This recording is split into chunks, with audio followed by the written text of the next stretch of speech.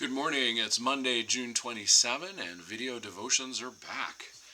Today we are looking at 2 Kings 5, 1 through 14. This is a story from the time of the prophet Elisha, and uh, and it's a weird.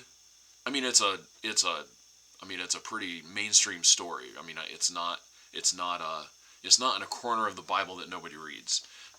It's a fairly common story in the Bible reading world, and the three characters are Naaman, who is the servant commander of an army of Aramea, the king of Aram, and he has an Israelite slave girl, captured Israelite slave girl, and then there's Elisha the prophet, and the king of Israel first. And so I don't even know what to make of all the politics in that, but it seems very complicated and has to have something to do with the story. We'll let that sit in your head for the day. Let me just read the story, 2 Kings 5, 1 to 14. Now Naaman was commander of the army of the king of Aram. He was a great man in the sight of his master and highly regarded, because through him the Lord had given victory to Aram. Right? That's interesting. This is the Israelite Lord and had given victory to the enemies of Israel. Anyway, Naaman was a valiant soldier, but he had leprosy. Now bands of raiders from Aram had gone out and taken captive a young girl from Israel, and she served Naaman's wife. She said to her mistress, "If only my master would see the prophet who is in Samaria, he would cure him of his leprosy." Naaman went to his master and told him what the girl from Israel had said. "By all means go," the king of Aram replied. "I will send a letter to the king of Israel." So Naaman left, taking with him 10 talents of silver, 6,000 shekels of gold, and 10 sets of clothing. The letter that he took to the king of Israel read, "With this letter I am sending my servant Naaman to you, so that you may cure him of his leprosy." As soon as the king of Israel read the letter, he tore his robes and said, "Am I God? Can I kill and bring back to life? Why does this fellow send someone to me to be cured of his leprosy? See how he's trying to pick a quarrel with me." I guess he kind of thought that he was trying to pick a fight, right? "Oh, you can't cure my servant, I'm going to come." And when Elisha, the man of God, heard that the king of Israel had torn his robes, he sent him his message. "Why have you torn your robes? Have the man come to me, and he will know that there is a prophet in Israel." So Naaman went with his horses and chariots and stopped at the door of Elisha's house.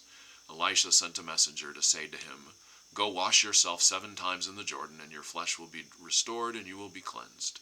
But Naaman went away angry and said, "I thought that he would surely come out to me and stand and call on the name of the Lord his God, wave his hand over the spot, and cure me of my leprosy. Are not Abana and Pharpar, the rivers of Damascus, better than all the waters of Israel? Couldn't I wash in them and be cleansed?" So he turned off and went in rage. Naaman's servants went to him and said, "My father, if the prophet had told you to do some great thing, would you not have done it? How much more then when he tells you, 'Wash and be cleansed'?" So he went down and dipped himself in the Jordan 7 times, as the man of God had told him, and his flesh was restored and became clean like that of a young boy. Clean as a baby's bottom is the phrase going through my head. So Naaman's put off, right? Like Elisha doesn't even come out. He doesn't do any grandstanding, nothing. Just like, yeah, just go wash in the water, you'll be fine. And obviously there's something more going on there, but Naaman doesn't need to do anything for it, right?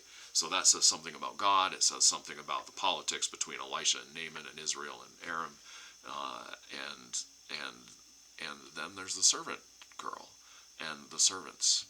Well, you can think about and discuss Naaman's problem and what he was expecting and what he received, and where God's mercy and love and justice even is in all of this. Okay, well, I have a song, Healing River of the Spirit, 642, in Voices Together, and I haven't really sung in 3 weeks, so this should be interesting. Okay, that's the pitch. Healing river of the Spirit, bathe the wounds that living brings. Plunge our pain, our sin, our sadness deep beneath your sacred springs. Weary from the restless searching, that has lured us from your side. We discover in your presence peace the world cannot provide. Wellspring of the healing Spirit, stream that flows to bring release. As we gain ourselves, our senses, may our lives reflect your peace. Grateful for the flood that heals us, may your church enact your grace. As we meet both friend and stranger, may we see our Savior's face. Living stream that heals the nations, make us channels of your power. All the world is torn by conflict, wars are raging at this hour. Saving Spirit, move among us, guide our winding human course, till we find our way together, flowing homeward to our source. Wow, that was a little rugged. We'll see how it is tomorrow after I've sung a little bit. Okay, have a blessed day.